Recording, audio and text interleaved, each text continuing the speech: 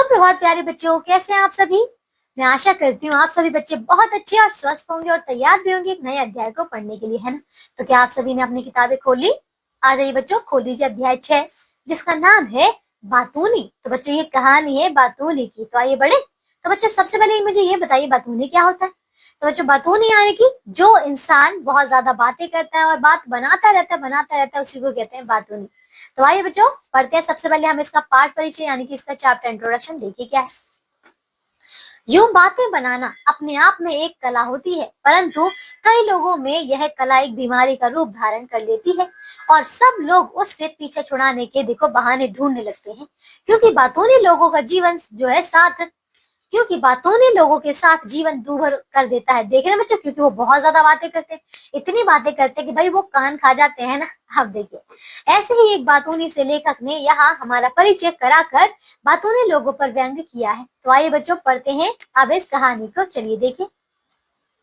देखो, आदमी सुविधा खोजने में मारा जाता है ना। उस शाम अगर मैं खुद जाकर लिफाफा पोस्ट ऑफिस में छोड़ देता तो वह कष्ट ना होता जो देखो तभी से भुगत रहा हूँ। तो देख रहे बच्चों, यानी कि इन्हें खत पहुंचाना था तो ये पोस्ट ऑफिस जो है मतलब वो खुद नहीं गए, किसी और के द्वारा बच्चों ने भिजवाया होगा। तो कहते हैं अगर मैं खुद जाकर देता ना तो मुझे वो परिणाम नहीं भुगतना पड़ता। अब देखिए, उस शाम मुझे एक लिफाफा छोड़ना जरूरी था। मैं बाहर निकला, पोस्ट ऑफिस बंद होने का समय हो रहा था। सामने से एक सज्जन, यानी कि बाद में उन्हें मैंने कभी सज्जन नहीं कहा है ना, साइकिल पर जाते देखिए। देख रहे बच्चों, उन्हें एक सज्जन मिले।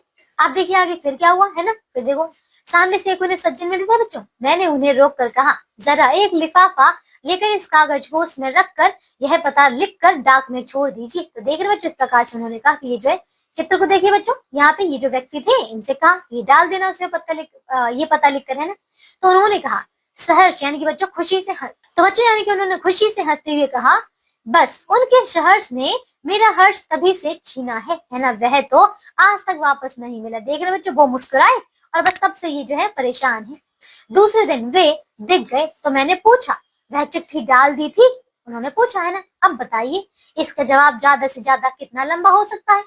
यही कि जी हाँ साहब, मैंने आपकी चिट्ठी लेकर जो है टिकट लगाकर और पता लिखकर पोस्ट ऑफिस में लाल लेटर बॉक्स में छोड़ दी थी, है ना बच्चों। ज्यादा से ज्यादा यही होता है ना, बस इससे ज्यादा तो नहीं हो सकता है ना बच्चों। पर उन्होंने जब देखो यह जवाब दिया, क्या बोला उन्होंने कहा बच्चों, वो कहते हैं मैं पोस्ट ऑफिस पहुंचा साहब, है ना, क्या देखता हूँ कि पोस्ट ऑफिस बंद हो चुका है। अब मैं बड़ा परेशान, मैं कहूँ कि करूँ तो क्या करूँ, है ना। इस प्रकार से अब देख रहे वो हर एक बात बता रहे है ना, कि मैं सोचों पड़ गया। अब देखिए, आपकी चिट्ठी जरूरी है, आपने पहली बार तो कोई काम बताया, इतने दिनों से आप यहाँ रहते हैं पर सेवा का कोई मौका ही नहीं मिला था। मैंने कहा चाहे आकाश टूट जाए और पृथ्वी देखो फट पड़े, है ना, पर आपका लिफाफा जरूर डालूंगा। देख रहे बच्चे, इस प्रकार से अब वो कहता है कि मैंने ये सोचा था, है ना। मैं तो साहब मैं बाहर निकला। अब मैं कहूँ कि जाऊं तो जाऊं कहाँ। देख रहे बच्चों, अब वो कहता है कि अब मैं बाहर निकला तो मैंने सोचा कि अब मैं जाऊं तो जाऊं कहाँ, है ना। फिर क्या हुआ, इतने में साहब मेरी नजर पड़ी साहनी मेडिकल स्टोर पर, है ना। कहा बच्चों, साहनी मेडिकल स्टोर पर। वहां साहनी बैठा था, मैं वहां गया। साहनी मेरा कई साल से दोस्त है, आप नहीं जानते। उसके पिता मेरे पिता के बड़े दोस्त थे। बाद में उसके पिता को एक दिन दिल का दौरा पड़ा और वे घंटे भर में ही मर गए। यह साहब आजकल दिल की बीमारी का भी बड़ा फैशन चल रहा है। देख रहे बच्चों, चल पड़ा है, ऐसा उसने कहा। तो मैंने कहा यार साहनी लिफाफा दे। देख रहे बच्चों, उन्होंने बात काटते बीच में कहा कि यार लिफाफा दे दे वापस। उसने कहा लिफाफा तो नहीं है, टिकट है। मैंने कहा ला टिकट ही दे। मैंने साहब टिकट तो हाथ में कर ली है ना, अब लिफाफा। मैं बाहर खड़ा खड़ा कहूँ कि लिफाफा कहाँ से लाऊं। देख रहे बच्चों, अब वो सोचता कि लिफाफा कहाँ से लाऊं। अब मुझे घबराहट होने लगी। आखिरी डाक निकलने का वक्त हो रहा था। लिफाफा नहीं गया तो क्या होगा। हे भगवान, तू ही रास्ता बता। मैं तो इस गाड़ी से लिफाफा छोड़ूंगा पर लिफाफा मिले कहाँ। देख रहे बच्चों, है ना। अब इस प्रकार से सारी बातें बता रहे कि मैंने फिर ये सोचा, है ना। अब लिफाफा जो भी आया है ना, अब वो कहता है कि लिफाफा गाड़ी में छोड़ तो दूंगा पर लिफाफा आए कहाँ से। अचानक साहब मुझे राजू दिखा, है ना बच्चों। कौन दिखा, राजू। वही राजू जो किताबों का एजेंट है, उसके हाथ में बस्ता था। मैंने सोचा इसके पास जरूर लिफाफा होगा। मैंने कहा यार राजू एक लिफाफा दे।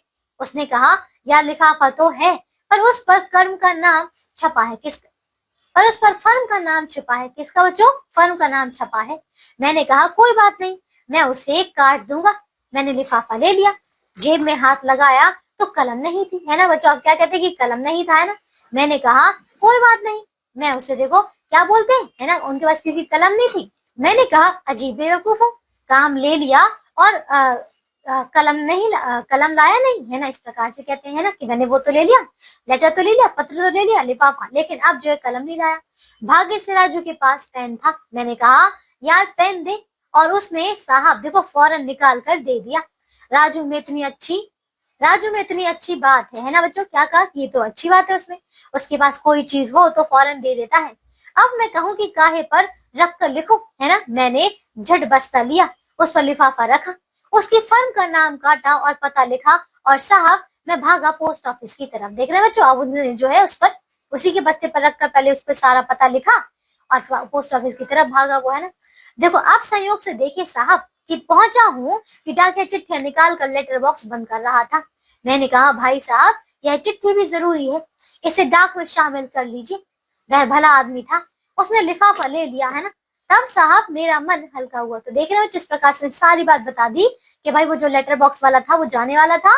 मैंने उससे कहा कि भाई इसे ले लो, तब जाके उसने लिया, है ना। देखिए यह मैंने बहुत संक्षेप में लिखा, यानी कि बहुत छोटे में लिखा है। उन्होंने लगभग आधा घंटा इस विवरण में लिया। देख रहे बच्चों, यानी कि पूरा बताने में जो है उन्होंने आधा घंटा लिया, है ना। मैंने कसम खाई कि कभी इनसे कोई काम नहीं करवाऊंगा, है ना। मगर जितना पाप कर चुका था उसका फल तो भुगतना ही था, है ना बच्चों। उस व्यक्ति को काम की कहकर, है ना। मेरा काम करके उन्होंने मेरे ऊपर हमेशा के लिए अधिकार जमा लिया था। रास्ते में उनका घर पड़ता था, मैं निकलता और उन्हें दिख जाता तो वे बहुत खुश होकर मुझसे पूछते कहाँ जा रहे हैं। तो देख रहे बच्चों, अब रास्ते में कभी भी उन्हें वो टकरा जाते तो वो पूछते थे उनसे, ना। मैं नहीं समझ पाता कि आमतौर पर लोग क्यों पूछते हैं कि आप कहाँ जा रहे हैं। वे क्या पुलिस के आदमी हैं या खुफिया विभाग के हैं या चाचा होते हैं कि जानना चाहते हैं कि तुम कहाँ जा रहे हो। यह असल में आदमी को रोक कर बात करने की भूमिका है। देख रहे हो बच्चों, इस प्रकार से वो सोच रहा है कि भला ये पूछते क्यों है, आखिर वो है कौन जो पूछेगा, है ना। जिसे जल्दी जाना है वह भी होशियारी करता है, कहता है देखो कहीं नानी ऐसे ही अपने, देखो कहीं, कहता है कहीं नानी ऐसे ही, और आगे बढ़ जाता है ना।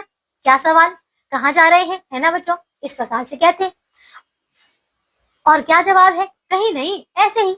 मगर लोग पूछते हैं और लोग जवाब भी देते हैं ना बच्चों। ऐसा होता है ना, कई लोग एक ही सवाल को बार बार करते हैं, करना पड़ता है, और लोग कह देते हैं बस ऐसे ही और कहीं नहीं, है ना। कहते हैं ना बच्चों, आप भी कहते होंगे, है ना। मैं जब रुक जाता और कहता यूं ही जरा सिविल सर्जन से मिलने जा रहा हूँ, बस वे मुझे पकड़ लेते। अच्छा डॉक्टर गुप्ता से, है ना। इस प्रकार से वो कहकर उन्हें रोक लेते। फिर वो कहते देखो वे हमारे चाचा के बड़े अच्छे दोस्त थे, नागपुर में आसपास बंगला था, हमारे घर आते तो मुझे गोद में लेकर खिलाते थे। मिलते हैं तो कहते हैं क्यों बेटा भूल गए, घर नहीं आते हो, है ना। इस प्रकार से अब वो अपने रिश्तेदारों की बातें बताते हैं ना। तो देखिए यहाँ पे वे 10-15 मिनट तक डॉक्टर गुप्ता से अपने पारिवारिक संबंध बताते हैं ना। फिर देखिए इसके बाद बच्चों, कभी मैं कहता प्रोफेसर तिवारी जी से मिलने जा रहा हूँ, वे कहते अच्छा अच्छा, है ना बच्चों। इस प्रकार से अब वो कहते हैं ना कि अच्छा अच्छा, है ना, तिवारी जी से मिलने। हमारे फादर इन लॉ, है ना, फादर इन लॉ यानी कि ससुर बच्चों के भी बड़े पुराने दोस्त हैं, दोनों साथ साथ पढ़ते थे। अभी भी वे हमारे प्रति प्रेम भाव रखते हैं, कभी मिल जाते हैं तो कहते हैं कभी घर आओ। देख रहे बच्चों, अब उनसे भी दोस्ती निकाल लेते हैं। मैं किसी का भी नाम लेता वह उनके चाचा मामा ससुर या पिता का दोस्त निकल आता, है ना, और वे 10-15 मिनट उसके संबंधों के बारे में बताते हैं ना। तो बच्चों ऐसा चलता रहता है ना। एक दिन देखो, मैं एक दिन कहूंगा डाकू जालिम सिंह से मिलने जा रहा हूँ। देख रहे बच्चों, अब वो क्या सोचते हैं लेखक, कहते कि अगर मैं कहूँ किसी दिन कि मैं डाकू देखो जालिम सिंह से मिलने जा रहा हूँ, है ना, तब भी शायद कहेंगे अच्छा वे तो मेरे पिता के अच्छे दोस्त थे, दोनों साथ ही डाका डाला करते थे। तो देख रहे बच्चों, इस प्रकार से अब वो कहते हैं कि वो जो डाकू है वो भी मेरे पिता के दोस्त थे और हम साथ में डाका डाला करते थे, है ना। तो देखिए जालिम सिंह ने तो मुझे गोद में खिलाया है ना। फिर एक दिन कहूंगा भगवान से मिलने जा रहा हूँ। देख रहे बच्चों क्या कहते हैं कि मैं तो भगवान से मिलने जा रहा हूँ। तो वे कहेंगे भगवान से, अच्छा अच्छा, वे तो हमारे चाचा के बड़े अच्छे दोस्त हैं, दोनों स्वर्ग में साथ काम करते थे। मेरा नाम उन्हें बताइए, वे पहचान जाएंगे, मुझे तो भगवान ने गोद में खिलाया है। तो देख रहे बच्चों, इस प्रकार से वो अपनी बातें बनाते हैं कि कभी ये मेरे दोस्त है, कभी ये मेरे पिता के दोस्त हैं, ये वो, है ना, वगैरह वगैरह। अब देखिए अब अपनी यह हालत है कि उस रास्ते को छोड़कर करीब आधा मील का चक्कर लगाकर जाता हूँ। देख रहे बच्चों, अब क्या सोचा, क्योंकि वो इंसान तो पीछा छोड़ने से रहा है ना, इसीलिए ये क्या करते हैं कि अपना आधा मील जो चक्कर लगाकर तब जाते हैं। एक दिन वे बाजार में मिल गए है ना, कहने लगे आजकल आप दिखाई नहीं देते। मैंने कहा बाहर निकलता ही नहीं, घर में ही रहता हूँ। देख रहे हो जिस प्रकार से उन्होंने कह दिया। उन्होंने कहा अच्छा तो फिर घर पर ही दर्शन करूंगा। देख रहे बच्चों, अब वो कहते हैं कि मैं तो घर पर आ जाऊंगा, है ना। मैं कहकर फंस गया, है ना। अगर वे घर पर दर्शन करने आ पहुंचे तो घंटों बैठेंगे, है ना। सोच विचार के बाद यह तय किया कि देखो फिर मैं उनके घर के सामने से निकलना शुरू कर दूं। देख रहे बच्चों, अब इस प्रकार से तय हो गया कि फिर से उनके घर से ही आगे निकले, है ना। यह तय हुआ कि बच्चों फिर से जो है वो फिर से उनके घर के आगे से निकलेंगे, है ना। भाई दर्शन दे दूं, है ना, ताकि वे घर पर दर्शन करने ना आ पहुंचे, है ना। अब देखिए उस सज्जन से मुझे डर लगता है। वे मुझे दूर से देखते हैं तो चेहरा खिल उठता है, मैं कांप जाता हूँ। वे घंटे भर से कम में नहीं छोड़ते। उनके चेहरे पर वही भाव रह होता है जो सुरसा के मुख पर हनुमान को देख कर आया था। देख रहे बच्चों, सुरसा कौन है यहाँ पे, देखो रामायण की क्या थी यहाँ पे बच्चों, जो सुरसा ना रामायण की एक राक्षसी है। क्या बच्चों, राक्षसी, ठीक है। तो ये उनके समान लगती थी, उनकी जो हंसी है बच्चों उनके तरह ही लगता था, है ना। सुरसा ने कहा था आज सुरन मोहि दीन आहारा, आज देवताओं ने मुझे भोजन दिया है। ये सज्जन भी किसी परिचित को देखकर मन ही मन कहते हैं, क्या कहते हैं कि आज सुरन मोहि दीन आहारा, है ना।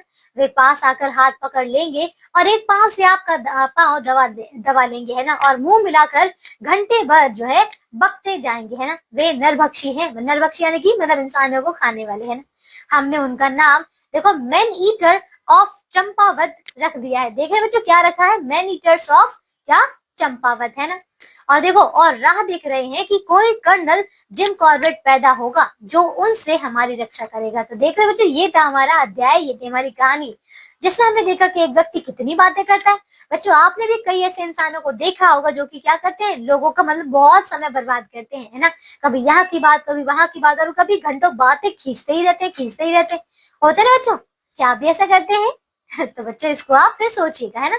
इस पाठ के लेखक है बच्चों हरिशंकर परसाई। आइए अब हम करते हैं इसके शब्द यानी कि इसके वर्ड मीनिंग्स। देखिए कष्ट यानी कि परेशानी, ट्रबल, सहर्ष यानी कि बच्चों खुशी से, हैप्पीली, संक्षेप का अर्थ है लघु, कम, स्मॉल, विवरण यानी कि बच्चों से बताना, टेल फ्रॉम, ठीक है। सुरसा यानी कि रामायण की एक राक्षसी पात्र सुरसा। परिचित यानी कि बच्चों जानकार, परिचित यानी कि जानकार, नोइंग। नरभक्षी का अर्थ है आदमी को खाने वाला, मैन ईटर, ठीक है। तो आइए बच्चों इन सारे शब्दार्थों को आप अच्छे से याद करिएगा। इसके आगे आपको दिया गया श्रुत लेखन यानी कि इसका उच्चारण अभ्यास। तो बच्चों इन सारे शब्दों को आपको बोल बोल कर याद करना है। आइए बोलिए मेरे साथ। तो बच्चों पहला शब्द है लेटर बॉक्स, घबराहट, मेडिकल, पोस्ट ऑफिस, चिट्ठियां, विवरण, होशियारी, देवताओं, ठीक है। तो बच्चों समझ आ गया। अब इन सारे शब्दार्थों को आप लिखने का भी अभ्यास कीजिएगा। इसके आगे आपको दिया गया बच्चों अभ्यास यानी कि इसकी एक्सरसाइज। तो बच्चों एक्सरसाइज के सारे प्रश्नों को अच्छे से पूरा कीजिएगा। मैं आशा करती हूँ आपको ये कहानी बहुत अच्छी लगी होगी, है ना, और आपको खूब मजा आया होगा। तो आज के लिए बच्चों बस इतना ही। अब हम मिलेंगे फिर से नई कक्षा में, करेंगे एक नया अध्याय, एक नई कहानी, ठीक है। तब तक के लिए अपना ध्यान रखिए, स्वस्थ रहिए। बाय बच्चों।